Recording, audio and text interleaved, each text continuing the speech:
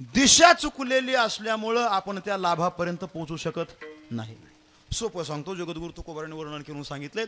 तुकोबाराय म्हणतात, झुंपेले घाना बांधुनिया डोळे, चालिलो किती ते न कळे, आणि दुःखे आरंबळे भूक तहान. तुकोबारायांनी ग्रामीण भाषेमधला एक दृष्टांत आपल्या लेखणीमधून रेखाटला बघा. आपल्याला घाना माहिती का? घाना घाना माहिती ना कशाचा? तेलाचा घाना. तेलाचा घाना माहिती. जुन्या काळामध्ये तेलाचा घाना असायचा आणि त्या तेलाच्या घाण्याला काय जुंपलेलं असायचं बोला? हा, काय काय? बैल जुंपलेला असायचा. मला सांगा, आपण सगळे शेतकरी मंडळी आहोत, बैल साधारणतः एका तासाला किती किलोमीटर चालू शकतो बोला? उत्तर चुकलं तरी मी काय तुमच्यावर कारवाई करणार नाही, अजिबात नाही. मोघम सांगा, बिंदास, काय अडचण नाही. किती चालू शकतो बोला? साधारण एका तासाला बैल किती किलोमीटर चालू शकतो? आता तुम्हाला बैलच दाखवावं लागणार आणून इथं, म्हणजे तुम्ही जरा अंदाज काढता. हा, बरं, बैल माहिती आहे का तुम्हाला? नाही माहिती? माझ्याकडे बघा. असाच असतो ना, असाच असतोय. पांढरा असतोय, आहे का नाही? खिलारा असतोय. खिलार आहे का मी? बैल सांगा आता बोला, किती किलोमीटर चालू शकतो एका तासाला बैल साधारणतः? हा, मग बोला ना मोगम. असं मी काय तुम्हाला फाशी तोडी देणार आहे? बरं बोल, मोगम बोला ना, काय अडचण आहे का? बरं, 5 किलोमीटर एका तासाला चालू शकतो. आता मुद्दा लक्षात घ्या. बैल घाण्याला झोंपला सकाळी 7 वाजता, दुपारी 12 वाजेपर्यंत बैल चालला. किती किलोमीटर झालं सांगा? लय लय अवघड नाही राव. तुम्ही शाळेत गेला नाही का? कोणी सांगा बरं. किती किलोमीटर झालं एका तासाला? 5 किलोमीटर. तर 5 तासाचे 25 किलोमीटर. म्हणजे घाण्याला झोंपलेला बैल 5 तासामध्ये किती किलोमीटर चालला? 25 किलोमीटर चालला. तुम्ही कीर्तनात सांगतात हे. मला सांगा, त्या बैलाने घाना बीडला नेला का गेवरायला नेला? हा, मला हे उत्तर अपेक्षित होतं. एका तासाला बैल चालू शकतो 5 किलोमीटर, परंतु तो बैल कुठंच गेला नव्हता. कुठं होता तो? कुठं होता? गाण्यावर, जाग्यावर होता. कोणचा बैल? गाण्याला. गाण्याला धरलेला बैल तो कुठं होता? जाग्यावरच होता. तसं त्या बैलाचं, मला सांगा, त्या बैलाचा प्रयत्न नाही का चालण्याचा? बरं, त्याच्या चालण्याला गती नाही का? गती सुद्धा आहे महाराज, प्रयत्न आहे, तरी सुद्धा त्याने अंतर काहीच काटलं नव्हतं. कोणच्या बैलाने? आता मुद्दा लक्षात घ्या. तुकोबाराय म्हणतात, तसं झालंय आपलं. कसं? मी नाही म्हणत, तुम्हीच म्हणा तोंडाने, मला परत माघारी गावाकडे जायचंय, आहे का नाही? तुम्ही म्हणताना आम्हाला आला कीर्तन करायला, आम्हाला बैल म्हणून गेला. मी काय म्हणणार नाही. मुद्दा माझा चाललाय. मला सांगा, त्या बैलाचा प्रयत्न चाललाय, गती आहे चालण्याची, परंतु त्याच्या चालण्याला काय नाही? दिशा नाही. दिशा काय नाही बोला? काय नाही? दिशा नसल्यामुळं त्याने अंतर काहीच काटलं नव्हतं. तसं झालंय आपलं. परमार्थ हे चालू आहे, भजन हे चालू आहे, संसार हे चालू आहे, परंतु तो लाभ काय आपल्याला सोपं सांगतो, जाऊ द्या तिकडे, आणखी सोपं सांगतो. एकदम सोपं सांगतो. काय झालं, एका माणसाला बीडला जायचं होतं. आपल्या इथं पिंपळनेर फाट्यावरती गेला, गाडीमध्ये बसवला. गाडी जवळजवळ 5 तास गाडीने प्रवास केला. 5 तास गाडी चालली. बरं, गाडीची स्पीड बी काय कमी नव्हती, जवळजवळ 100च्या स्पीडने गाडी चालू होती. खराब रस्ता होता तरी सुद्धा 100च्या स्पीडने गाडी चाललेली. 5 तास त्याने प्रवास केला, बीड आलंच नाही. आणखीन त्याने 2-3 तास आगाव प्रवास केला, तरी सुद्धा बीड आलं नाही. का आलं नाही? बोला, काय आलं नाही? काय चुकली त्याची? ती गाडी माजलगावच्या दिशेने तोंड करून प्रवास करत होती.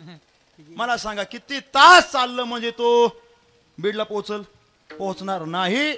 मुद्दा माझा असा आहे, त्याची काय चुकली? दिशा चुकलेली असल्यामुळं तो यथोचित साध्यापर्यंत पोहोचू शकत नाही. तसं आपलं परमार्थाचं आणि संसाराचं झालंय. आपला प्रयत्न लाख चाललाय सुख शोधण्याकरता, देव शोधण्याकरता. सुखही मिळत नाही, देवही मिळत नाही. काय चुकली आपली? दिशा. बोला, काय चुकली? दिशा चुकली.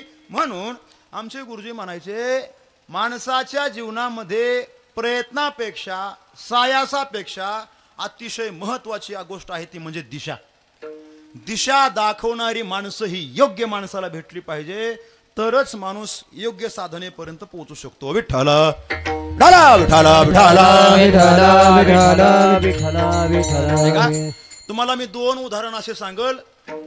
एक असं उदाहरण आहे, जीवनामध्ये एवढी साधना आहे, उद्धाराची तळमळ सुद्धा आहे, परंतु उद्धार झाला नाही दिशा चुकल्यामुळं. आणि दुसरं उदाहरण तुम्हाला असं सांगल, जीवनामध्ये साधना अजिबात नाही, प्रयत्न अजिबात नाही, भजन तर कसलंच नाही, फक्त दिशा मिळाली जीवनाला, उद्धार लगेच झाला. 2 उदाहरण सांगतो, लक्षात नाही का. पहिलं उदाहरण आहे, आपण श्रीमद भागवत कथा ऐकतात नाही का. श्रीमद भागवत कथा आपण ऐकली, सगळ्यांनी ऐकली. त्या भागवत कथेमध्ये एक उदाहरण येतं एका राजाचं. त्या राजाचं नाव आहे जड भरत राजा. ऐकले सगळ्यांनी, आपण सगळ्यांनी ऐकले. मला सांगा, जड भरत राजाच्या जीवनामध्ये साधना नव्हती का? साधना भरपूर होती, भजनही होतं, अंगामध्ये वैराग्यही होतं, उद्धाराची तळमळही होती, सगळं एवढं अंगामध्ये वैराग्य होतं महाराज. त्याने सर्व संघ परित्याग केला होता, सर्व राज्य सोडलं होतं, सगळी संपत्ती सोडली होती. काय काय सोडलं होतं त्याने? माऊली ज्ञानोबाराने गोडवरण केलंय महाराज. 18 भार वनस्पती फळे फुले ओळते. 18 भार वनस्पती फळे फुले ओळते. 22 त्या पोखरणी नदी गंगा वाहते. 22 त्या पोखरणी गंगा वाहते.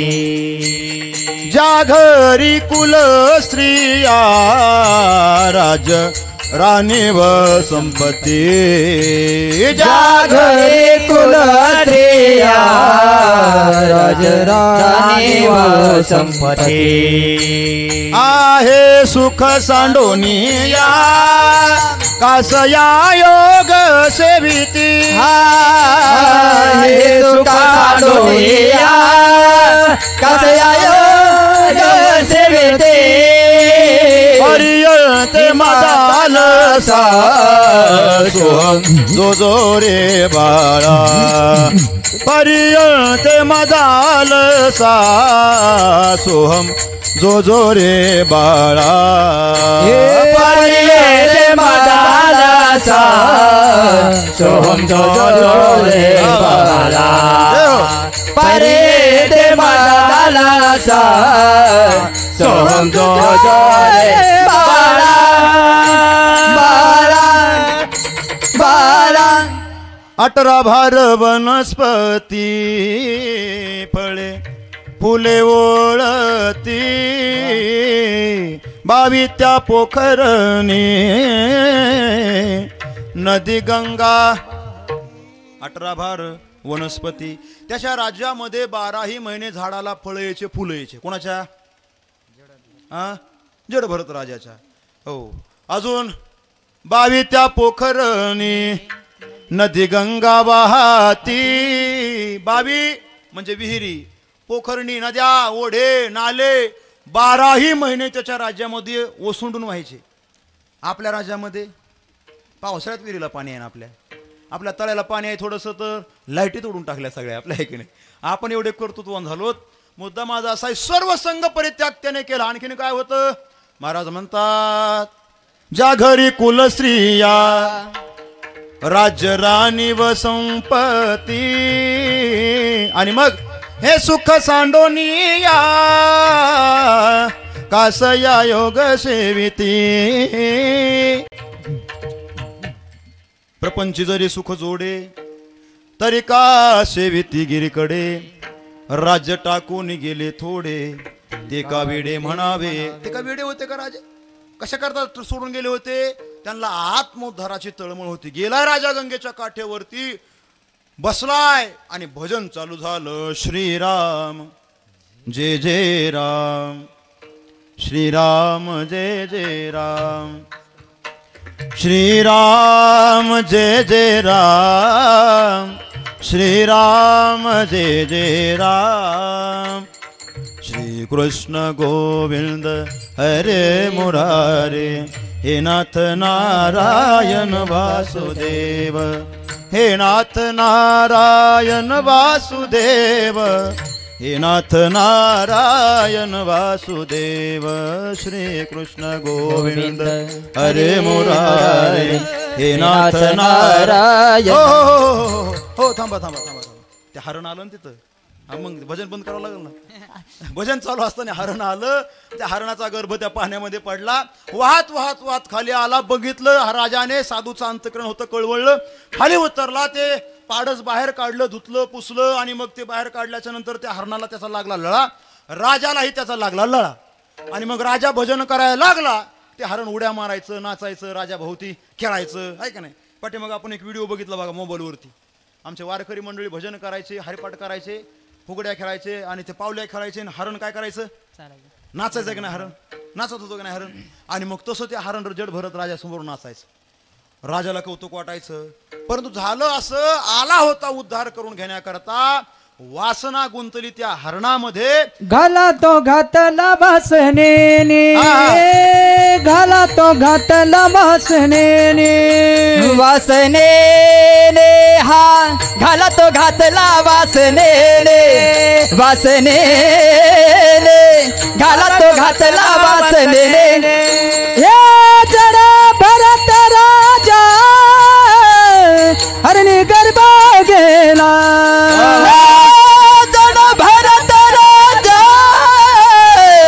हरणी गरबा गेला,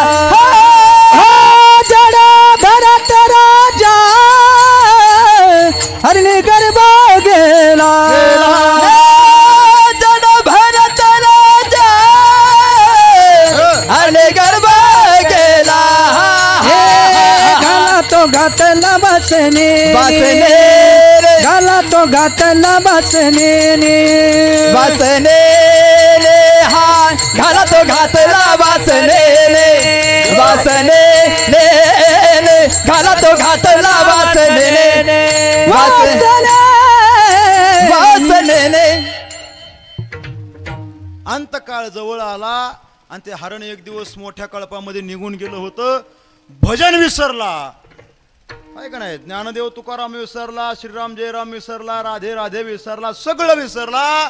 माझ्या हरणाचं कसं होईल, माझ्या हरणाचं कसं होईल, माझ्या हरणाचं कसं होईल, माझ्या, असं म्हणत म्हणत म्हणत म्हणत घाला तो घातला वासनेने. आणि तुकोबाराय म्हणतात, अंतकाळाच्या वेळेला जर काय वासना निर्माण झाली तर तपांचा राशी जरी मनुष्य असला ना, तरी सुद्धा त्याला पुनर्जन्म घ्यावा लागतो. वासनेचा संग होय अंतकाळी, तरी तपोबळी जन्मधरी, आहे का नाही. महाराज म्हणतात, म्हणून माणसाने वासना संपवली पाहिजे. काय वासना, ज्यालाही वाटतंय आपला जन्ममरण संपलं पाहिजे, त्याने अगोदर वासना संपवली पाहिजे.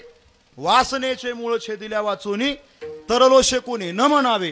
तुकोबाराय म्हणतात, एखादा म्हणत असेल मी तरलो, मी मुक्त झालो, मी ब्रह्मज्ञानी झालो, आणि जर काय वासना संपलेली नसेल ना, तर महाराज म्हणतात तो तरलेला नाही, आहे का नाही. अगोदर वासना संपवायची आणि मग आत्मोद्धार करून घ्यायचा. विठाला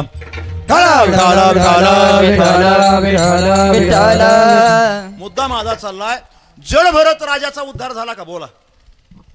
उद्धार झाला नाही. का झाला नाही. भजन नव्हतं का, वैराग्य नव्हतं का, सगळं होतं, परंतु काय चुकली. हा बोल मोठ्याने सांगा, काय चुकली. दिशा चुकली, दिशा. म्हणून साधनेपेक्षा प्रयत्नापेक्षा काय महत्वाची, दिशा महत्वाची. आता दुसरं उदाहरण तुम्हाला सांगतो. जीवनामध्ये साधन अजिबात नाही, प्रयत्न अजिबात नाही. त्याचं नाव आहे वाल्या कोळी. वाल्या कोळी माहिती आहे सगळ्यांना. इकडं वाल्या कोळी माहिती आहे का, आमच्या खेराड्याचा होता. हा कुठला होता, नाही नाही, ते रामायणामधलं आहे की नाही. त्याने रामायण लिहिलं. वाल्या कोळ्याच्या जीवनामध्ये साधना अजिबात नव्हती महाराज. त्याला ठाईची चाल अजिबात येत नव्हती, त्याला देशराग बी येत नव्हता, आणि भीमपालास्त्र अजिबात येत नव्हता, आहे की नाही. काहीच येत नव्हतं महाराज. श्रीमद भागवत कथा बी त्याला येत नव्हती, काय येत नाही. टाळतं घेऊन अजिबात येत नव्हता देव. त्याला कसल्याच चाली येत नव्हत्या महाराज. धोतर बी घालीत नव्हता, टोपी घालीत नव्हता. कोण, हा वाल्या कोळी. त्याला क्रिकेट तक्ता बी येत नव्हता, आणि त्याचा युट्यूब चॅनल तर अजिबात नव्हतं, अजिबात नाही. हा नाही काय नाही, त्याला कसलंच चॅनल नव्हतं, सगळे चॅनल गेलेले होते त्याचे, आहे का नाही. काहीच येत नव्हतं. कीर्तन नाही, भजन नाही, इना नाही, धोतर नाही, हार नाही, काही अजिबात काहीच नव्हतं. त्याला गोविंदराव सृष्टीमधलं बी काय कळत नव्हतं. कोणाला बरं, तो सप्त्याला बी येत नव्हता. कीर्तनाला बी येत नव्हता. जरी आला कीर्तनाला तरी मंडपाच्या नाही येतच नव्हतं, ते बाहेर का बसून येतच नव्हता जेव्हा. बरं सप्त्याला वर्गणी हा कोण वाल्या कोळी हानतेन लोक मला इथं नाही तर वाल्या कोळी बरं का अजिबात नाही. कसली साधना जीवनामध्ये त्याच्या नव्हती. फक्त त्याच्या जीवनाला काय मिळाली? बोला बोला काय मिळाली? दिशा मिळाली. नारदजी मिळाले महाराज. आणि नारदाच्या संगतीने त्याच्या अंतःकरणामध्ये विवेक जागा झाला. हो तुळशीदासजी वर्णन करतात, बिनु सत्संग विवेक न होई, करहु कृपा हरी सुलभ न सोई. सत्संगाशिवाय अंतःकरणामध्ये विवेक जागा होत नाही. विवेक जागा झाला, उपरती झाली, पश्चातापेन दग्धता. आणि मग पश्चाताप झाल्याच्या नंतर रामनामाचा उपदेश नारदाने त्याला केला. आणि मग रामनामाच्या जपाने वाल्या कोळ्याचा उद्धार झाला. झाला का नाही? झाला का नाही उद्धार? काय मिळाले जीवनाला? दिशा मिळाली. मुद्दा माझा चाललाय, प्रयत्नापेक्षा साधनेपेक्षा काय महत्वाची? दिशा महत्वाची आहे. आणि तीच दिशा दाखवण्याकरता संत महात्मे या मृत्यू लोकांमध्ये अवतीर्ण झाले. विठ्ठल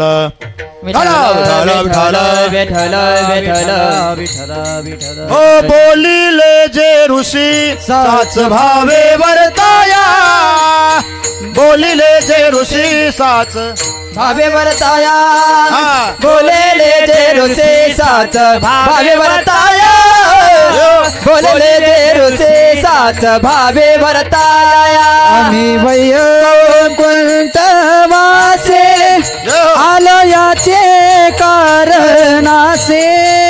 हे बोलिले जे ऋषी साच भावे वर्ताया. आम्ही वैकुंठ वासी आलो याच कारणासे. हे बोललेले रोजे साच भावे वर्ताया.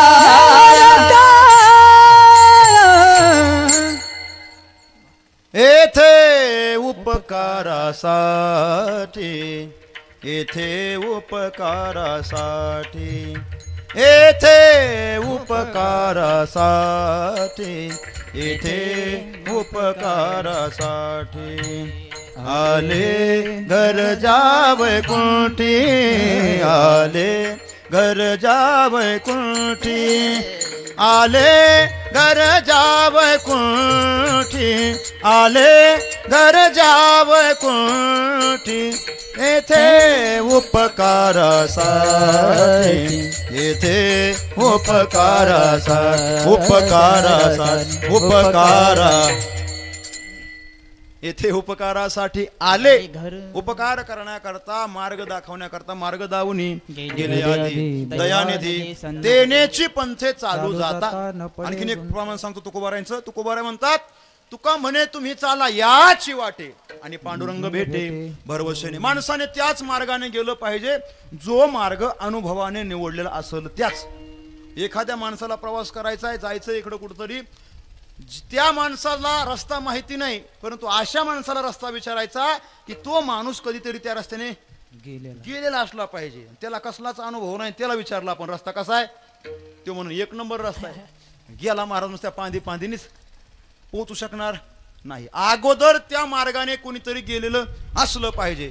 तुकोबाराय म्हणतात, वेद मार्गे मुनी गेले त्याचे मार्गे चालिलो. नकळेची विषय अंधा म्हणून उघड बोलिलो. वेद मार्ग अर्थात साधू मंडळी, मोठी माणसं ज्या मार्गाने गेलेत त्याच मार्गाने आम्हीही गेलो. आणि त्याच मार्गाने तुम्ही सुद्धा चाला, कारण हा अनुभवाचा मार्ग आहे. कुठल्याही क्षेत्रामध्ये अनुभव अतिशय महत्त्वाचा असतो बाप्पा बरं का. अनुभवाशिवाय कुठलंच काम, कुठलंच कार्य माणसाने करू नये. कुठलंच काम करू, व्यवहार असो, परमार्थ असो, संसार असो, कुठला व्यवसाय असो, कुठलंच काम अनुभवाशिवाय करता येत नाही. सोपं सांगतो, एकदम सोपं. साधारण जर का आपल्याला बैल जर घ्यायचा असेल, बैल, तरी तिथं अनुभव लागतो. आमच्यासारख्याचं काम आहे का बैल घेणं? हा, आम्हाला कुणीही गंडवीन आहे का नाही. आम्हाला मेळ लागू देणारा व्यापारी. मग बैल जर का आम्हाला घ्यायचा असेल तर असे जुने माणसं न्यावं लागतील, टोपीवाले, असे गंधावाले, असे जुने आहे का नाही. तुमच्यासारखे माणसं बैल घेण्याकरता न्यावं लागतील. आम्हाला काय मेळ लागणार आहे. असाच एक जणाला बैल घ्यायचा होता. गेला बाजारामध्ये. बाजारात गेल्याच्या नंतर बैलाची जोडी बघितली, सुंदर मस्त बैल होते, चांगले होते, किंमतही ठरली महाराज. आणि तेवढ्यात अनुभवी माणूस तिथं गेला आणि म्हणला रामभाऊ काय मिळे? काय नाही म्हणलं, बैल घ्यायला आलो होतो. आणि मग ते म्हणले बघा जरा तुम्ही नजर मारा. कोणावर? हा, बैलावर नजर मारा जरा, तुम्हाला कळतंय बैलातलं. आणि मग ह्या माणसाने काय केलं, बैलावर नजर मारली. गेला समोरून. अगोदर काय बघतात? हा, दात. त्याची व्यसन धरली, त्याचे दात मोजले, 2 दाती 4 दाती 6 दाती का आदत आहे, असंच असतं ना. दात बघितल्याच्या नंतर मग पाठीमागून आला, त्याचा खांदा बघितला, त्याचे शिंग बघितले, त्याची शेपटी ओढली, त्याच्या पाठीवर एक थाप मारली. आणि मग सगळं बघून झाल्याच्या नंतर त्या घेणाऱ्या माणसाला म्हणला चांगले बैल, अडचण काय? तो म्हणला अडचण काहीच नाही, बैल चांगलेत, परंतु हा व्यापारी 1 लाख रुपये जोडीची किंमत सांगतोय. किती? बस ना 1 लाख रुपये, बस ना का वाढवायचे?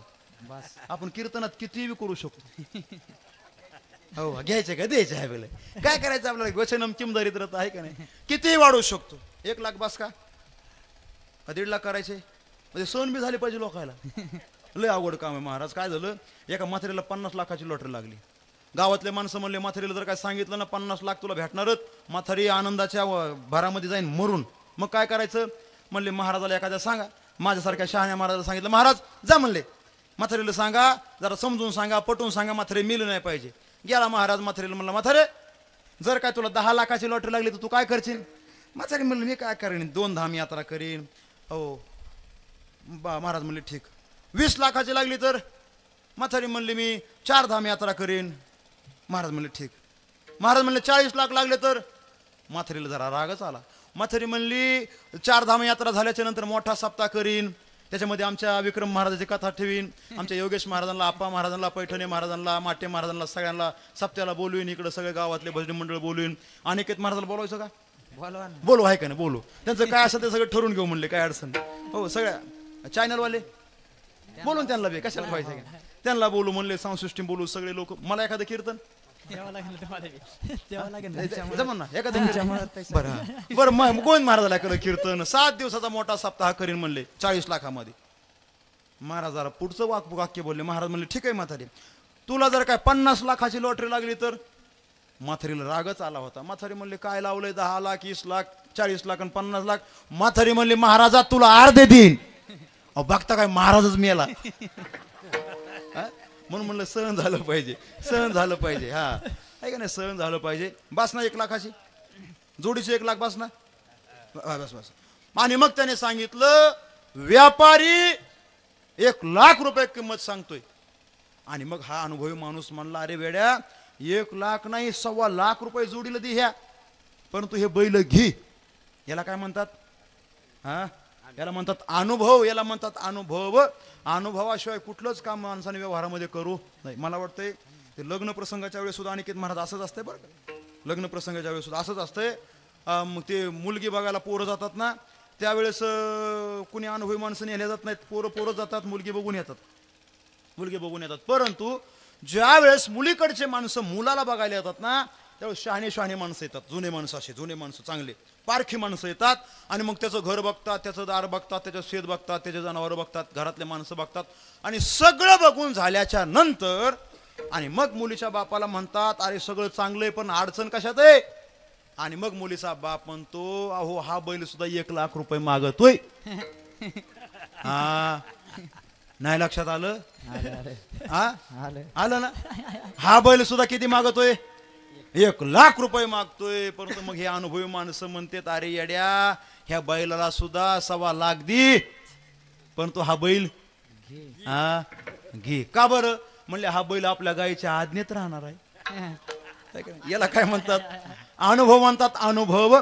आणि परमार्थ असो किंवा संसार असो, अनुभवाशिवाय कुठलीच गोष्ट वा वा वा देत से ते या जग देत से ते या जग देत से ते या जग हे अनुभव रे अंगा ते या जग देत से ते या जगा देत से ते या जगा देत से अनुभव आले अंगा जगा देत से तेया जगा देत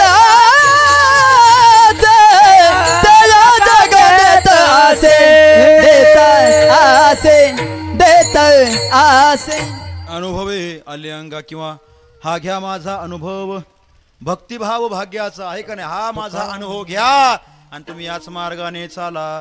आणि मग महाराज म्हणतात ठीक आहे समजलं आम्हाला दिशादर्शक माणसाच्या जीवनामध्ये अतिशय महत्वाचा आहे. साधनेपेक्षा प्रयत्नापेक्षा दिशा महत्वाची आहे. मग तेवढी तुम्ही आम्हाला दिशा दाखवा तेवढा दिशादर्शक दाखवा. आणि मग तुकोबाराय म्हणतात तुम्हाला दिशा बघायची का तुम्हाला त्या दिशेने जायचंय का तुम्हाला देव मिळवायचा आहे लाभ मिळवायचा आहे सुख मिळवायचं आहे का मग तुम्ही एक काम करा साधूच्या चरणाच्या जवळ जा तुम्हाला लाभ प्राप्त झाल्याशिवाय राहणार नाही. पहिलं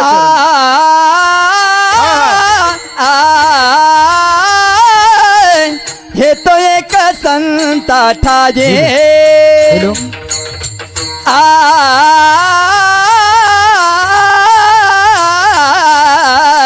हे तो एक संता ठाजे हे हो हे तो एक संता ठाई हे हो हे तो एक संता ठाई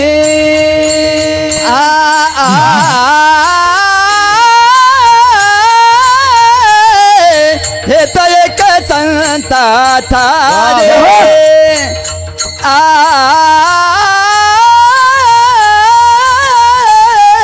हे तो एक संता ठाजे हे हो हे तो एक संता ठाई हे हो हे तो एक संता ठाई लाभ पाये उत्तम लाभ पाई उत्तम लाभ पाई उत्तम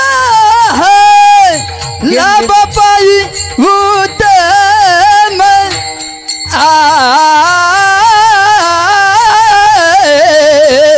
मन बिता त्यांचे दास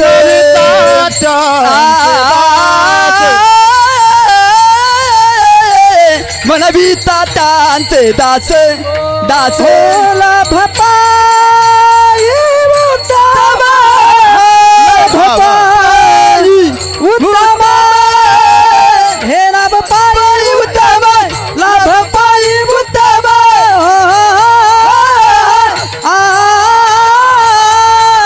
लाभ पाई उत्तम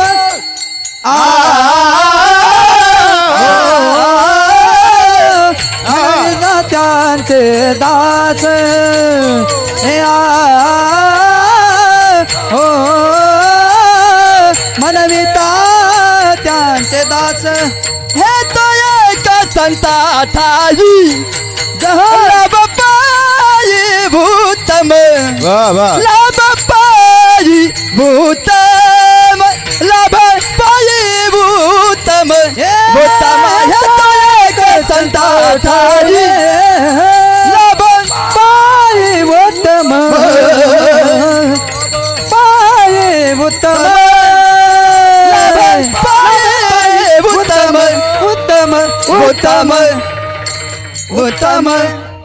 वा वा योगेश महाराज अतिशय छान बरं का आता टाळी वाजवा योगेश महाराजा करता खरं म्हणजे यावर्षी ही जोडी तुम्ही आवर्जून बोलवली बरं का कारण गायक वादकाशिवाय सप्ताह नाही टाळकरी असायलाच पाहिजेत पण मुख्य दोन गायक एखादा वादक चांगला असला पाहिजे त्याने कोण सप्ताह रंगत असतो चांगला आहे की नाही. आणि थोडी जड आहेत बरं का हे जरा महाग बी पण चांगले आहेत अतिशय गोड.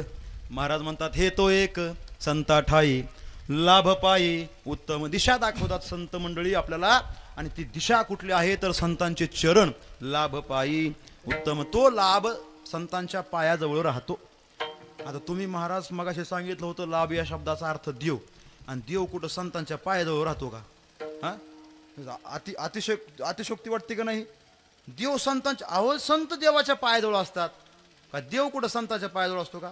असतो ना महाराज. कधी? महाराज म्हणतात देव इच्छिरज चरणीची माती आणि धावत चालती मागे मागे. संतांच्या पाठीमाग, संतांच्या चरणाचे रजक्कन लागण्यासाठी त्यांच्या पाठीमाग देव धावतो, त्यांच्या पाठीमाग देव धावतो. आणि म्हणून महाराज म्हणतात हे तो एक संताटाई आणि लाभ पायी उत्तम. हे तो एक हा शब्द संतांकडे लावायचा. म्हणजे हा एकच अशी जागा आहे ते म्हणजे संतांचे पाय, की तिथं देव तुम्हाला मिळेल. आपण नाही का एखादी गोष्ट म्हणत, आमच्या गावामध्ये एक अशी वस्तू मिळते ती जगतामध्ये कुठंच मिळत नाही, कुठंच मिळत नाही, एक फक्त आमच्याच गावामध्ये. तसं एक संतांचे पायच असे आहेत की तिथं तुम्हाला देव मिळेल. आता दुसरा आहे का, एक शब्द तुम्ही देवाकडे लावायचा. या जगतामध्ये एक तत्व फक्त देव आहे. जगतामध्ये एक तत्व फक्त देव आहे. सोपं सांगतो, एक धरीला चित्ती आम्ही रखुमाईचा पती, एक गाऊ आम्ही विठोबाचे नाम, अनेकापे काम. अरे अजून अजून प्रमाण बघा एखादं असलं तर, एक गाऊ आम्ही विठोबाचे नाम, आपुला तो एक. एक तत्व या जगतामध्ये फक्त देव आहे. आणि एक या शब्दातला एक जो शब्द आहे ना तो म्हणजे देव. हे तो एक संताठाई लाभ पायी उत्तम उत्तम लाभ तुम्हाला मिळेल. बरं दुसरा आहे का आता, या जगतामध्ये उत्तम कोण आहे? बोला. या जगतामध्ये उत्तम फक्त परमात्माच आहे. भगवान स्वतः गीतेमध्ये सांगतात उत्तम पुरुषस्थोन्य परमात्मी तुदारतः. ऐक ना, विवर्तवेश्वर. उत्तम पुरुषस्थोन्य, उत्तम पुरुष या जगतामध्ये फक्त देवच आहे. असा असणारा उत्तम पुरुष, एक उत्तम पुरुष, तो फक्त आणि फक्त लाभ आपल्याला संतांच्या चरणाजवळच मिळेल. म्हणून महाराज म्हणतात हे तो एक संताठाई आणि लाभ पायी उत्तम. संतांच्या जवळ लाभ तुम्हाला प्राप्त होईल. ठीक आहे महाराज, कळलं आम्हाला. संतांच्या जवळ गेल्याच्या नंतर लाभ मिळेल, देव मिळेल, सुख मिळेल. परंतु तुमच्याच गाथ्यामधले प्रमाण आहेत की तुम्ही म्हणतात अशक्य गोष्टी शक्य होतील. ज्या गोष्टी कधी घडणार नाहीत अशा गोष्टी शक्य होतील, परंतु खरा साधू मिळणार नाही. कोणत्या अशक्य गोष्टीत? महाराज वर्णन करतात चंद्रामृत सुखे सेववेल, असता जाता रवी धरवेल, बाहे हेळा सागर तरवेल, परित्या साधूची भेटी न होईल गा, ऐसे कैशियाने भेटती ते साधू. आहे की नाही? चंद्रामृत सुख सेवेल, चंद्राचं अमृत अर्थात चंद्रावरचं जे अमृत आहे ते सुखाने आपल्याला पिता येईल. ही गोष्ट शक्य होऊ शकते. आणि ही गोष्ट शक्य झाली कधी? आता 4-5 महिन्यापूर्वी आपलं भारताचं चंद्रयान कुठे गेलं? कुठे गेलं? चंद्रावर. हा, चंद्रावर गेलं. काय गेलं? चंद्रावर गेलं. म्हणून मी एक वाक्य नेहमी सांगत असतो, आपल्या झेंड्यावर चंद्र नसला म्हणून काय झालं? आपला झेंडा कुठे आता? चंद्रावर झेंडा आहे आपला. बरं का? आपल्या झेंड्यावर चंद्र नाही, आपल्या झेंड्यावर चंद्र नाही, परंतु आपला झेंडा कुठे? चंद्रावर आहे. चंद्रावर आहे. चंद्रामृत सुखे सेवेल, अजून असता जाता रवी धरवेल. अहो, सूर्य मावळताना थांबू शकतो. असे पुराणामध्ये आपल्याला अनेक उदाहरणं पाहायला सापडतील. त्यांनी हा सूर्य मावळताना थांबवलाय. आहे का नाही? चंद्रामृत सुखे सेवेल, असता जाता रवी धरवेल, बाहे हेळा सागर तरवेल. एखादा मनुष्य समुद्र तरून जाऊ शकतो पोहत पोहत आपल्या हाताने. कोण गेलं? कोण गेलं? नेमजसीने ने मातृभूमीला सागरा प्राण तळमळला तळमळला सागरा. कोण? तर तुलाच माहिती म्हणा, आम्हाला काय माहिती आहे की नाही? वीर दामोदर सावरकर. आहे की नाही? ते पोहत पोहत समुद्राच्या पलीकडे गेले. महाराज, मुद्दा माझा असा आहे, या अशक्य गोष्टी शक्य होऊ शकतात. परित्या साधूची भेटी बहु आवगड आहे संत भेटी, बहु आवगड आहे संत भेटी, बहु आवगड अवघड संत भेटी, बहु आवगड आहे संत भेटी, बहु आवगड आहे संत भेटी, बहु अवघड आहे संत आहे संत भेटी बहु अवघड आहे संत भेटी हे परी जग जेठी करुणा केले परी जग जेठी करुणा केले वाह, वाह, वाह. परिता जग जेठी करुणा केली परिता जग जेठी करुणा केली हे परी जग जेठी करुणा केली हे परी जग जेठी करुणा परिता जग जेठी करुणा केली परिता जग जेठी करुणा केली बहु अवघडे आहे संत भेटी ऐसे वर्म मधुर ऐसे वर्म दावी नारायण ऐसे वर्म दावी नारायण नारायण बहु अवघड आहे संत भेटी परी जग जेठी करुणा केली परी जग जेठी करुणा केली बहु अवघड तुम्ही सांगितले तुकोबाराय अशक्य गोष्टी शक्य होऊ शकतात साधू भेटी संत भेटी अवघड आहे आणि मग जर का अवघड असेल तर आम्हाला साधू भेटणार कधी आणि तो लाभ आमच्या जीवनामध्ये प्राप्त होणार कधी याच्याकरता काहीतरी सोपा उपाय सांगा तुकोबाराय म्हणले नाही भेटणार साधू नाही भेट होत संताची मग एक काम करा म्हटले जे संत होऊन गेलेत ना त्यांचा तुम्ही दास म्हणून घ्या मनविता त्यांचा दास मनविता त्यांचा दास वा वा वा मनविता त्यांचा दास त्यांचे दास मनविता त्यांचे दास मनविता त्यांचे दास मनविता त्यांचे दास मनविता त्यांचे दास दास मनविता त्यांचे दास दास मनविता त्यांचे दास मनविता त्यांचे दास मनविता त्यांचे दास मनविता त्यांचे दास मनविता त्यांचे दास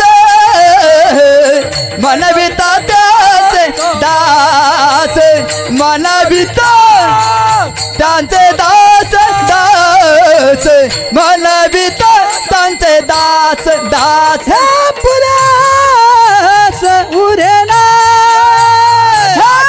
पुरास उरे पुरास उरेना पुरास उरेना मनविता त्यांचे दास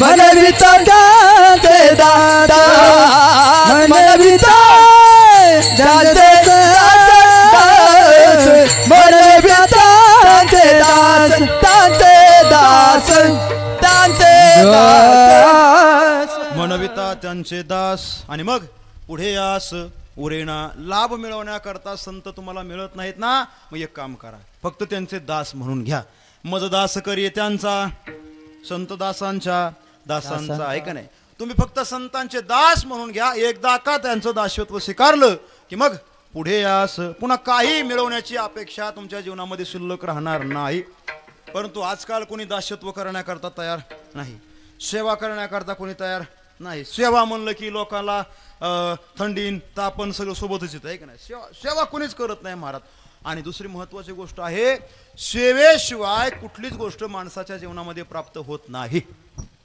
सेवा अतिशय महत्वाचे ज्ञानोबाऱ्या सांगतात तेथ सेवा हा दारवंट आहे का नाही सेवेचा उंबरटा ओलांडल्याशिवाय माणसाला ब्रह्मज्ञान प्राप्तच होत नाही काहीच प्राप्त होत नाही महाराज आणि बिगर सेवेचं ज्यालाही प्राप्त होतंय ना ते टिकत सुद्धा नाही काय ते टिकत सुद्धा नाही भाऊ समोर बसलेले दादा भाऊच्या समोर जास्त बोलू नये कसं असतंय जिथं म्हणजे सेवेशिवाय कुठलीच गोष्ट लाभत नाही, आणि जरी लाभली तरी ती टिकत नाही. जसं वैराग्याशिवाय झालेलं ज्ञान हे टिकत नाही, ज्ञान मिळवण्याकरता अंगामध्ये वैराग्य यावं लागतं. तसं महाराज म्हणतात सेवेशिवाय कुठलीच गोष्ट जीवनामध्ये प्राप्त होत नाही. सेवा कोणीच करायला तयार नाही, माहिती का नाही. सगळ्यांना गुरु व्हायचंय, सगळ्याला मालक व्हायचंय, अशी प्रतिक्रिया लोकांची झाली. महाराज सेवा करायची नाही. एखादी पोरगी म्हणू शकते मला डायरेक्ट सासू व्हायचंय, होता येईल का? होताच येणार नाही महाराज. अगोदर काय व्हावं लागल? अगोदर सून व्हावं लागल आणि नंतर सासू. का डायरेक्ट होईल का सासू? होता येणार नाही. मुद्दा माझा असा आहे, तेथ सेवा हा दारवंटा. तुम्ही संतांचं दासत्व स्वीकारा एकदा का तुम्ही अहो एक वाक्य सांगतो तुम्हाला. छत्रपती शिवाजी महाराज रायगडावरती विराजमान झाले महाराज. 32 मानाचं सोनेरी सिंहासन त्या ठिकाणी निर्माण झालं, आणि या महाराष्ट्राला खऱ्या अर्थाने या महाराष्ट्राचा आपला वाटणारा राजा, या समाजाला या सगळ्या लोकांना आपला वाटणारा राजा राजगादीवरती बसला. त्या राजाचं नाव छत्रपती शिवाजी महाराज. आणि शिवाजी महाराज ज्यावेळेस राजगादीवरती बसले, राजगादीवरती बसल्याच्या नंतर आऊसाहेबांनी बघितलं शिवाजी हा राजा झालाय, आणि राजा झालाय, परंतु तो राजा आहे कोणामुळे? या प्रजेमुळे राजा आहे. कोणामुळे? प्रजेमुळे राजा आहे. ज्यांनी ज्यांनी रक्त सांडलं या स्वराज्याकरता, ज्यांनी ज्यांनी देहाचं बलिदान दिलं या स्वराज्याकरता, त्यांच्यामुळे खऱ्या अर्थाने हा राजा झालाय. आणि आऊसाहेब ताड ताड ताड करत चालत राजाच्या जवळ गेल्या. राजाला सांगितलं, राजा तू राजा झालास, परंतु ज्यांनी ज्यांनी रक्त सांडलंय त्यांचे उपकार विसरू नको. ज्यांनी ज्यांनी देहाचं बलिदान दिलंय त्यांचे उपकार विसरू नको. खऱ्या अर्थाने छत्रपती शिवाजी महाराजांना घडवण्यामध्ये फार मोठं मोलाची कामगिरी बजावली ती जिजाऊ आऊसाहेबांनी, बरं का. आणि योगायोग आज मातृदिन आहे. काय आज मातृदिन आहे. या सर्वच मातृशक्तीला या व्यासपीठावरून मी वंदन करतो. ज्यांनी ज्यांनी आपल्या मुलांना चांगलं घडवलं असेल, आपल्या मुलांवरती चांगले संस्कार केले असतील, त्या मातेकरता खऱ्या अर्थाने हा मातृदिन साजरा केला. परंतु मुद्दा माझा असा आहे, आऊसाहेब गेल्या आणि सांगितलं राजाला ज्यांचे उपकार आहेत त्यांच्या उपकारातून तू उतराय होऊ शकत नाही, परंतु प्रयत्न करायला काय हरकत आहे का तुला? आणि मग राजाने सांगितलं आऊसाहेब ठीक आहे. आणि मग सगळे मावळे जवळ बोलवले राजांनी, आणि राजांनी सांगितलं ऐका मावळ्यांनो, खऱ्या अर्थाने तुमच्यामुळे मी या महाराष्ट्राचा राजा झालोय. माझं काहीतरी कर्तव्य की तुम्हाला काहीतरी द्यावं. आणि एक एक मावळ्याला राजा विचारायचे तुला काय पाहिजे, तुला काय देऊ, हत्ती देऊ, घोडे देऊ, धन देऊ, काय काय पाहिजे काय? आणि मग सगळ्यांना दिल्याच्या नंतर एक मावळा पाठीमागं बसला होता, एकटाच बसला होता निवांत महाराज. आणि त्या मावळ्याला हाक मारली, हिरोजी. हिरोजीने नाव ऐकलं आणि हिरोजी धावत धावत राजांकडे आला. राजांना मुजरा केला, बोला महाराज काय आज्ञा आहे, काय आज्ञा आहे, बोला महाराज. हिरोजी हिंदोळकर नावाचा मावळा, ज्या मावळ्याने रायगड बांधला, रायगड हिरोजीने बांधला, त्या रायगडाचा इंजिनियर तो हिरोजी होता. त्याच्या संकल्पनेतून तो संपूर्ण किल्ला बांधलेला होता. आणि मग राजांनी सांगितलं खऱ्या अर्थाने हा रायगड तू बांधला म्हणून या ठिकाणी सोनेरी सिंहासन निर्माण झालं, आणि या सिंहासनावर मी बसलेलो आहे. एक काम कर, आज काही सुद्धा माग, कारण मी आज राजा झालोय, आज मी राजा, काहीतरी माग. आणि मग हिरोजीने सांगितलं राज मला काहीच नको, मला काहीच नको. अरे असं कसं? जहागिरी माग, वतन माग, गाव माग, पैसे माग, काय पाहिजे ते माग. परंतु हिरोजी म्हटले राज द्यायचंच असेल ना ते एक द्या. म्हटले काय? तुम्ही ज्या सिंहासनावरती बसलेला आहात ना, त्या सिंहासनाच्या खालची जी पायरी आहे ना, त्या पायरीवरती फक्त माझं नाव कोरण्याचा मला अधिकार प्राप्त करून द्या, फक्त नाव कोरू द्या. आणि मग राजाने सांगितलं अरे नावात काय, काहीतरी दुसरं माग, पैसे माग, धन दौलत माग, दुसरं माग, नावाचं काय? आणि मग त्यांनी दिलेलं उत्तर अतिशय महत्वाचं आहे. त्यांनी सांगितलं तुम्ही या राज्याला खऱ्या अर्थाने नाव दिलंय ते स्वराज्य, छत्रपतीचं राज्य किंवा शिवराज्य असं नाव दिलेलं नाही. हे स्वराज्य, अर्थात प्रत्येक मावळ्याला असं वाटलं पाहिजे की हे राज्य माझं आहे, हे राज्य माझं आहे. स्वराज्य नाव दिलेलं आहे, अर्थात तुम्ही या राज्याला स्वराज्य म्हणतात, आम्ही या राज्याला स्वराज्य म्हणतो. अर्थात स्वराज्य म्हणजे माझं, म्हणजे या स्वराज्याचे आपण सगळे सेवक आहोत. या स्वराज्याचे आपण सगळे सेवक आहोत ना, तुम्ही सेवक आहात, मीही सेवक आहे. आणि या सेवक या नात्याने माझी एक विनंती तुम्हाला, माझं नाव या पायरीवरती कोरू द्या.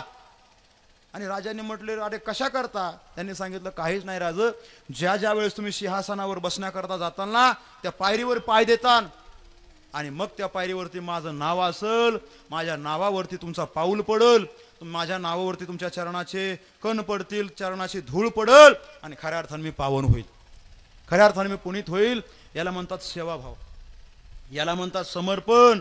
कारण स्वराज्यामध्ये जे जे मावळे आले होते सगळ्या मावळ्यांनी एकच ध्येय होतं, आपण या स्वराज्याचे सेवक आहोत.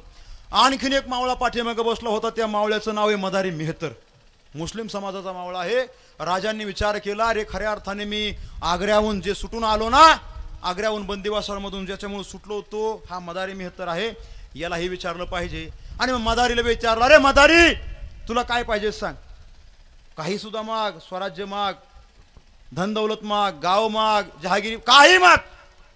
आणि मग त्या मदारीने दिलेलं उत्तर अतिशय महत्वाचं आहे, राज तुम्हाला द्यायचं असेल ना एकच द्या म्हटले, तुम्ही ज्या आसनावरती बसतात ना तेवढं आसन झटकण्याचं काम मला द्या. काय समर्पण आहे महाराज, काय त्याग आहे, याला म्हणतात सेवाभाव. विठाला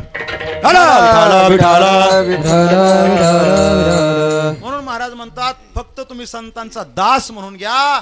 एकदा का तुम्ही दासत्व स्वीकारलं की मग पुढे आस पुरे ना, पुन्हा काही मिळवण्याची अपेक्षा तुमच्या जीवनामध्ये राहणार नाही. समजलं महाराज, साधू मिळत नाहीत, त्यांचं दासत्व स्वीकारायचं. त्यांचं दासत्व केल्याच्या नंतर काय होईल, महाराज म्हणतात ते आपल्यावरती कृपा करतील. कृपादान केले संती, कृपादान केले संती, कृपादान केले संती, कृपादान केले संती, कृपादान केले संती, कृपादान केले संती, कृपादान केले संते, कृपादान केले संते.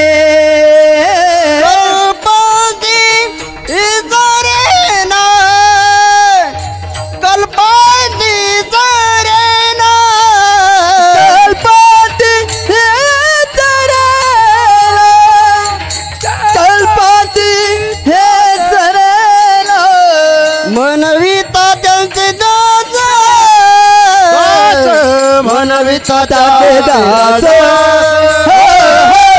मनविता त्याचे दास,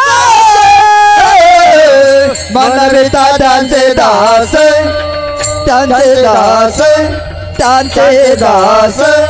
कृपादान केले संती कल्पांती, हे सरीना दासत्व स्वीकारलं की संत मंडळी तुमच्यावरती कृपा करतील.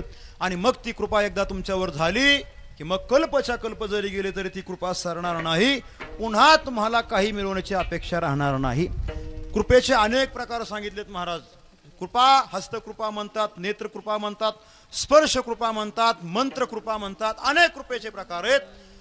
गावावरती नाथ महाराजांनी जी कृपा केली त्याला हस्तकृपा म्हणतात. माऊली ज्ञानोबारांनी नेत्रकृपेचं वर्णन केले, कृपा कटाक्षाने हाळिले, आपुल्या पदी बैसविले, ऐका नाही. स्वामी विवेकानंदावरती जी रामकृष्ण परमहंसांनी कृपा केली ती स्पर्श कृपा आहे. स्पर्श केला आणि मग स्वामी विवेकानंद सगळं जग विसरले, ती खोली विसरली, आपला देह विसरले, आपले गुरु कोण हे सगळं विसरले आणि ब्रह्मानंदामध्ये ते आनंद भोगू लागले. याला स्पर्श कृपा म्हणतात. मंत्र कृपा, अनेक कृपेचे प्रकार आहेत महाराज. अशी कृपा संत महात्मे आपल्यावरती कृपा करतात. आणि मग एकदा का कृपा झाली की मग कल्पांती हे सरेना, मनविता त्यांचे दास, पुढे आस उरेना. विठोबा रखुमाये, विठोबा रखुमाये, विठोबा रखुमाये, विठोबा रखुमाये, विठोबा रखुमाये, विठोबा रखुमाये. कुंडली कवरदा हरी विठ्ठल, श्री ज्ञानदेव तुकाराम. विठोबा रखुमाये, विठोबा रखुमाये, विठोबा रखुमाये, विठोबा रखुमाये. आणि सर ते शेवटी तुकोबाराय म्हणतात, खऱ्या अर्थाने तुम्ही साधूची सेवा करा. तीच साधूची सेवा केलेली उत्तम अशा प्रकारची सेवा देवाला पावणारी आहे. वेगळी तुम्हाला देवाची सेवा करण्याची गरज नाही. अभंगाचं शेवटचं चरण. तू कामने सेवा, तू कामने सेवा, तू कामने संत सेवा, तू कामने संत सेवा. हे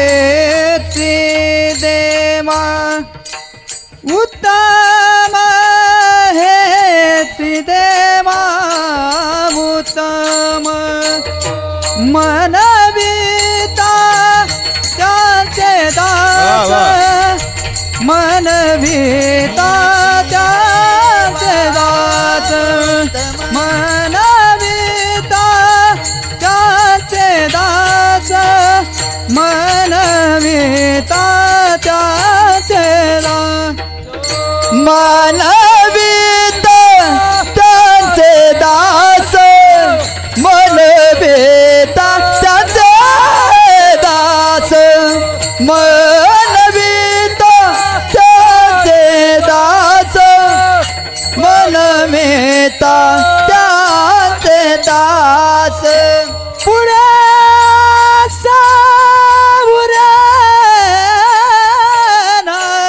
वाह वाह हे पुढे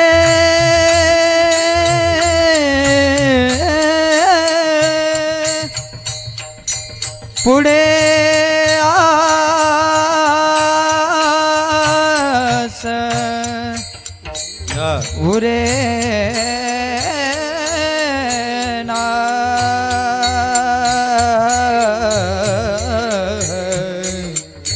हे पुढे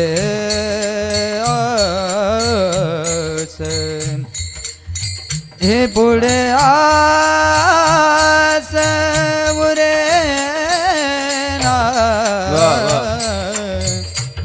पुढे आस हे पुढे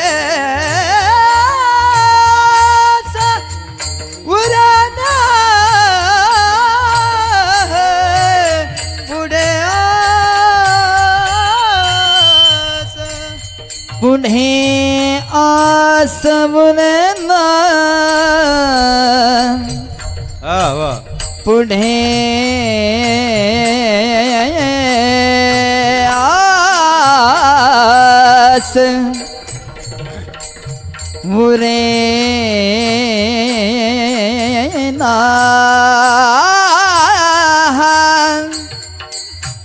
पुढे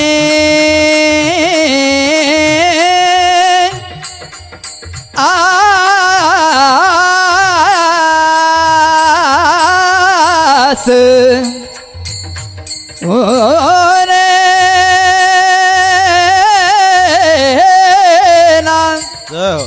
पुढे आस उरे ना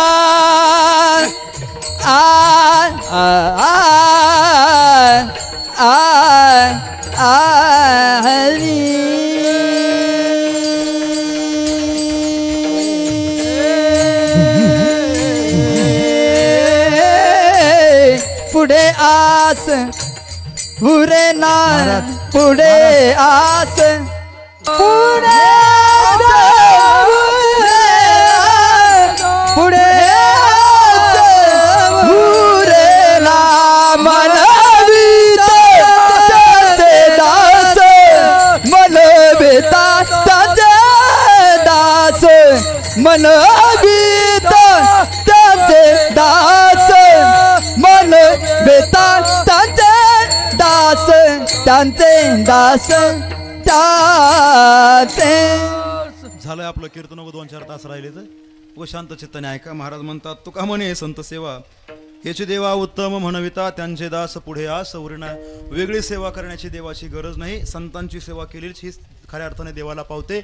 उलट महाराज म्हणतात एखाद्या वेळेस तुमच्या दारामध्ये एखादा साधू असेल आणि साधू आलेला असताना तुम्ही देवपूजा करत असाल, साधूकडे तुमचं लक्ष नाही, तुम्ही साधूला बघत सुद्धा नाही, तुम्ही तुमची देवपूजा चालू आहे. महाराज म्हणतात ती देवपूजा नाही, देव सारावे परते संत पूजावे आरते संत पूजावे आरते संत पूजावे आरते आरते आरते आरते. घेऊ 1-2 मोळ्या शिल्लक, काय अडचण नाही. देवसारा महाराज म्हणतात साधू आलाय आणि तुम्ही साधूकडे बघत नाही, देवाची पूजा करतात, ते देवपूजा नसून तो अधर्म आहे, संतांचा अतिक्रम. देवपूजा तो अधर्म. मग काय ते महाराज म्हणतात येती दगड तैशे वरी आणि मंत्र पुष्प देवाश्री. तुम्ही जे देवाच्या डोक्यावर फुलं वाहतात, मंत्र वाहतात, पाणी वाहतात, ते मंत्र फुलं पाणी नसून ते काय येतं धोंडे धोंडे दगडत मोठाले चांगले देवाच्या डोक्यावर तुम्ही टाकतात. म्हणून संतांचा अतिक्रम आपल्याकडून झाला नाही पाहिजे, साधूचा अपमान आपल्याकडून झाला नाही पाहिजे.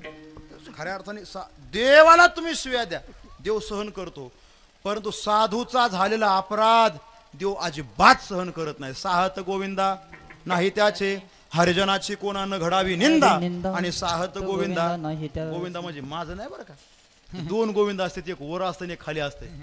ह्या गोविंदाला काही सण होते, वरच्या गोविंदाला काही सण होत नाही. उलट नाथ झालंय कीर्तन आपलं, एक 2-4 तास फक्त राहिले, तर थोडं राहिलं आहे की नाही, 2-4 तास उगत गपचिप आहे का उगं. एक शेवटचं उदाहरण सांगतो. नाथ महाराजांनी आपल्या भागवतामध्ये एक ओवी सांगितले बघा. कसं आहे म्हणले, बालक एकी कुलता त्याशी माता आणि त्याला लाता, मग पातोळा ही न सविता तोवरी माता न संतोष. एकुलता एक मुलगा असावा आणि त्या बाईला एखाद्या घरी सुवासीन म्हणून जेवण्याकरता बोलवलं असावं. सवासणी आपण घालता का नाही आपल्या देवीच्या, आहे का नाही, सुवासीन म्हणून बोलवलं असावं आणि मग त्या बाईने जावं जेवण्याकरता, आणि तिच्याबरोबर तिचा एकुलता एक मुलगा. पण नेमकं झालं असं, दारामध्ये आले दोघं जण मायलेकर, दारामध्ये होता माणूस बसलेला, एक माणूस बसलेला. तुम्हाला या या या बाईसाहेब या, तुम्ही आमच्या घरी सुवासीन म्हणून जेवण्याकरता आलात, तुम्हाला जेवणही आहे आणि तुम्हाला चांगली पैठणी बी आणली बरं का. तुमच्याकडे वाटतात का नाही पैठण्या साड्या? नाही, चालू करा मग.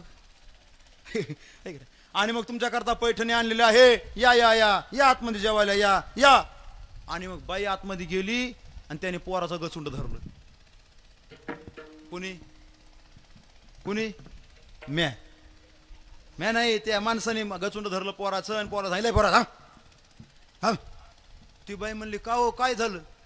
तो माणूस म्हणला कुंकू फक्त तुम्हाला लावलंय, या पोराला लावलेलं, या पोराला लावलेलं नाही, ह्या पोराला जेवण भेटणार नाही. पण ते आई आतमध्ये गेली होती, पोरग बाहेर होतं, पोरग रडायला लागलं पोरग, आणि ह्याला आला राग. ह्याने एक ठून दिली त्या पोराच्या कानाखाली दिल्याबरोबर पोरग जास्तच रडायला लागलं. आणि मग बाईसाहेबांना ऐकलं, बाईसाहेबाला राग आला. बाईसाहेब म्हणल्या आम्हाला तुमच्या घरी जेवायचं नाही. बाईसाहेब बाहेर आल्याच्या नंतर मग तो माणूस म्हणला, ओ तुम्हाला कुंकू लावलेला, अहो तुम्हाला पैठणी आणली, पैठणी, चला जेवण करायला आतमध्ये. ती म्हणली मूड द्या, माझ्या पोराला मारतो, मला तू पोळीचं जेवण खाऊ घालतो का? राग आला का नाही आईला? आला का नाही राग आईला? तसं तुकोबाराय म्हणतात, त्या पोराला मारल्याबरोबर आईला राग येतो, तसं साधूचा केलेला अपमान देवाला सहन होत नाही, देवाला सुद्धा राग येतो. म्हणून साधूचा अपमान आपल्याकडून झाला नाही पाहिजे. तुम्ही साधूची सेवा करा, तीच सेवा खऱ्या अर्थाने देवाला पावणारी आहे. तुका म्हणे देवा आणि त्यांची केल्या पावे सेवा, ऐक तसं तुका म्हणे संत सेवा हेची देवा उत्तम, म्हणविता त्यांचे दास पुढे आस उरणा. हा अभंगाचा अर्थ अतिशय महत्वाचा आहे बघा. या अभंगातले शेवटचे कडवे तुम्ही बाजूला काढा, शेवटचा शब्द हे तो एक संता ठाई लाभ पायी उत्तम, म्हणविता त्यांचे दास पुढे आस उरेना बाजूला काढा. कृपादान केले संती कल्पांती हे सरेना, आणि तुका म्हणे संत सेवा हेची देवा उत्तम. उत्तम सरेना, उत्तम उरेना, सरेना उत्तम. आता लक्ष देऊ नका, काय सरेना उत्तम आणि काय उरेना उत्तम हे ज्याला कळतं ना, तो खऱ्या अर्थाने साधू असतो. आणखीन सांगू सोपं तुम्हाला, काय सरलं पाहिजे जीवनातलं आणि काय जीवनामध्ये उरलं पाहिजे. आपल्या जीवनातलं दुःख हे सरलं पाहिजे आणि सुख उरलं पाहिजे. आपल्या जीवनातलं पाप सरलं पाहिजे, सुख उरलं, पुण्य उरलं पाहिजे. तुकोबाराच्या भाषेमध्ये सांगतो, सगळ्यात महत्वाचं आपल्या जीवनामध्ये काय सरलं पाहिजे आणि काय उरलं पाहिजे. तुका म्हणे एका मरणेची सरे आणि उत्तमची उरे कीर्ती ही उत्तम उरली पाहिजे, मरण सरलं तरी चालतं. म्हणून मुद्दा माझा असा आहे, काय सरलं पाहिजे आणि काय उरलं पाहिजे हे फक्त आपल्याला कळतं साधूच्या संगतीमध्ये. कारण साधू हे दिशा दर्शक आहेत. साधूच्या जवळ गेल्याच्या नंतर देव प्राप्त होतो, संताविन प्राप्ती नाही ऐसे वेद देते ग्वाही. फक्त आपल्याला एक काम करायचे, काय म्हणविता त्यांचे दास पुढे आस उरेना. ज्ञानेश्वर माऊली ज्ञानराज माऊली, ज्ञानेश्वर माऊली ज्ञानराज माऊली, जय जय ज्ञानेश्वर माऊली. हा ज्ञानेश्वर माऊली, ज्ञानेश्वर माऊली.